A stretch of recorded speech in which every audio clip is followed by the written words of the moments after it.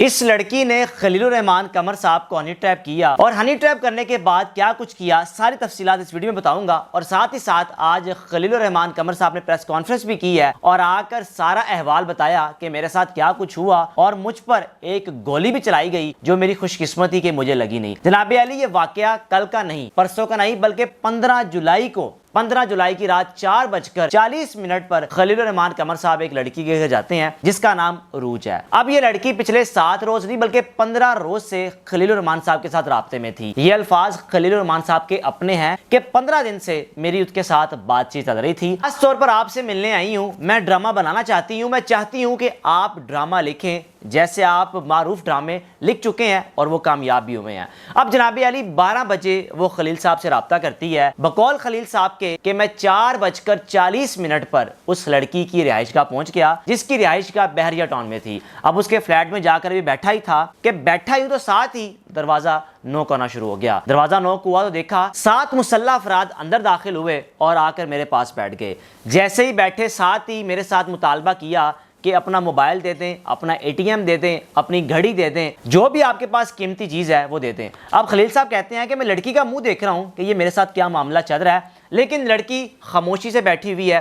ان 5 سے 6 افراد نے میرا ATM کارڈ پکڑا، میرا موبائل پکڑا اور میری قیمتی گھڑی پکڑی۔ بقول ان کے میرے ATM کارڈ میں اس وقت 2,87,000 تھے الائٹ بینک میں، وہ فوراً اپنے اکاؤنٹ میں ٹرانسفر کروائے اور اس کے بعد مجھے نیچے لے کر گئے۔ اب نیچے کب لے کر گئے؟ تقریباً 1 سے 1.5 گھنٹے بعد جب نیچے اترے تو 5 مسلح افراد اور بھی موجود تھے، 3 سے 4 گاڑیاں تھیں، مجھے گاڑی میں بٹھایا گیا، مار پیٹ کرتے رہے۔ اب آمنہ عروج لڑکی پر حیرانگی کی بات ہے کہ کس طرح پاکستان کے اتنے بڑے ڈرامہ نگار کو اس نے ٹریپ کر لیا اور ٹریپ کرنے کے بعد اتنے مسلح افراد وہ کس طرح لے آئی۔ تفتیش میں پتہ یہ چلا کہ یہ لڑکی پیشہ ور ہے، اس کا کام یہی ہے کہ یہ لوگوں کو ٹریپ کرتی ہے اور ٹریپ کرنے کے بعد ان کو اغوا کرنے کے بعد پیسے بٹورتی ہے اور پھر ان کو چھوڑ دیتی ہے۔ یہ کام ایک عرصہ دراز سے وہ کرتی آ رہی ہے۔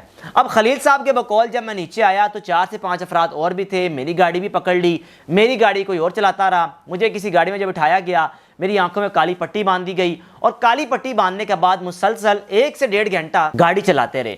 گاڑی کی رفتار اتنی تیز تھی کہ میں خوف میں آ جاتا تھا۔ اب 8 بجے کے قریب مجھے نہر کے کنارے کسی جگہ پر بٹھایا گیا اور کہا گیا کہ تمہیں مارنے کا حکم ہے، ہم تمہیں مار دیتے ہیں۔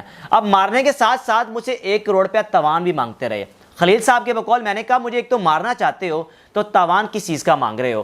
تو خلیل صاحب کے بقول کہا گیا کہ SP کا فون آ گیا، یعنی کہ یہ پریٹینڈ کیا جا رہا ہے کہ ہم کوئی پولیس والے ہیں اور پولیس والے یعنی کہ نامعلوم افراد جو آپ کو اغوا کرنے آئے ہیں اور ہم سے تاوان موصول کرنا چاہتے ہیں۔ اب خلیل صاحب کہنے لگے کہ جب میں نے کہا میرے پاس اتنے پیسے نہیں ہیں، میں کہاں سے دوں، آپ مجھے مار دو۔ پھر مجھے گاڑی میں بٹھایا اور گاڑی میں بٹھا کر تشدد کرنا شروع کر دیا۔ خلیل صاحب کے بقول میں نے کہا کہ میں ٹھیک ہے، میں 10 لاکھ روپے ارینج کر دیتا ہوں۔ انہوں نے کہا کہ 20 لاکھ تو ہمارا تم پہ لگ گیا، تمہیں ٹریپ کرتے کرتے، تم ہمیں 10 لاکھ روپے دو گے۔ خلیل صاحب نے کہا کہ میں نے ایک حفیظ اپنے دوست کو کال کی کہ مجھے 10 لاکھ روپے چاہیے اور اس نے کہا کہ خلیل صاحب 10 لاکھ تو میرے پاس نہیں ہے، مجھے انکار کر دیا۔ انکار ہوا تو انہوں نے دوبارہ مجھے مار پیٹ کرنی شروع کر دی، یعنی کہ مسلسل تشدد کا نشانہ بناتے رہے۔ اب حیران کن بات یہ ہے کہ آج 22 جولائی ہے، کل اس واقعے کی رپورٹ سامنے آئی۔ یہ واقعہ 15 جولائی کو پیش آیا تھا، یعنی کہ 4 سے 5 روز ہو گئے ہیں۔ خلیل صاحب کے بقول میری بائیں سائڈ پر وہ مجھے مسلسل مارتے رہے۔ اب اس کے بعد جب نہر پہ بٹھانے کے بعد دوبارہ گاڑی میں بٹھایا، پیسے میں ارینج نہیں کر سکا، گاڑی میں بٹھا کر مجھے مسلسل مارتے رہے اور دور لے گئے۔ مجھے نہیں پتا یہ مجھے کہاں لے کر جا رہے ہیں کیونکہ میری آنکھوں میں پٹی باندھی ہوئی تھی۔ ٹھیک 1 سے 2 گھنٹے بعد دوبارہ مجھے گاڑی سے اتارا گیا اور بار بار ذہنی ٹارچر کرتے رہے کہ یہ سنسان جگہ ہے، یہاں اس کو مار دیتے ہیں۔ مسلسل ایک طریقہ کار 1 سے 1.5 گھنٹہ چلتا رہا۔ تھوڑا سفر طے کرنے کے بعد پھر کہتے رہو کہ یہ سنسان جگہ ہے، اس کو مار کے یا پھینک دیتے ہیں۔ اب جب ایک جگہ بٹھایا تو بٹھانے کے بعد مجھ پر ایک گولی بھی چلائی جو کہ مجھے ڈرانے کے لیے۔ اب وہ گولی میری لیفٹ سائڈ پہ یعنی کہ مٹی پہ آ کے لگی تاکہ میں اور خوف میں آ جاؤں۔ خلیل صاحب کے بقول جب مجھے مارنا ہی چاہتے ہو تو مار دو، یہ کر کیا رہے ہو؟ اب خلیل صاحب کے بقول 12 سے 1 بجے کے درمیان ایک شخص میرے پاس آیا، آنکھوں سے پٹی اتاری، کہا یہ آپ کی گاڑی کی چابی، یہ آپ کا پرس، یہ آپ کا موبائل، یہ آپ کا ATM کارڈ، یہ دوسرا ATM کارڈ ہے، دوسرے ATM کارڈ سے پیٹرول دلوائیے گا اور گھر چلے جائیے گا۔ خلیل صاحب کہتے ہیں کہ میں تو ایک تو زخمی تھا۔ اب جب مجھے دوسری گاڑی سے اتار کے اپنی گاڑی میں بٹھایا گیا، میں اترا تو حالت میری ایسی تھی کہ وہ لوگ تو فرار ہو گئے اور میں زخمی حالت میں بیٹھا ہوا تھا۔ میں نے قریب کسی شخص سے پوچھا کہ یہ جگہ کون سی ہے، اس نے کہا کہ آپ ننکانہ صاحب ہو، یہ لاہور نہیں ہے۔ میں نے ان سے پوچھا کہ لاہور کتنی دور ہے، تو انہوں نے کہا یہاں سے 35 سے 40 کلومیٹر کا سفر ہے۔ اب خلیل صاحب کے بقول مجھے سمجھ نہیں آ رہی تھی میں کروں کیا، میرے پاس کچھ پیسے بھی نہیں تھے۔ اب شکر ہے کہ دوسرے اے ٹی ایم کارڈ میں کچھ پیسے تھے، میں نے 2000 روپے کا پیٹرول دلوایا۔ پیٹرول دلوانے کے بعد جب میں رنگ روڈ سے اترتا ہوا الرحمان گارڈن، وہاں سے شالیمار ٹاؤن اور رنگ روڈ سے اترتا ہوا گھر واپس آ گیا۔ پولیس کی کارکردگی پر وہ خوش ہوئے کہ پولیس نے مجھ سے وعدہ کیا تھا ہم جلد از جلد ان افراد کو گرفتار کریں گے اور ان کو کیفر کردار تک پہنچائیں گے۔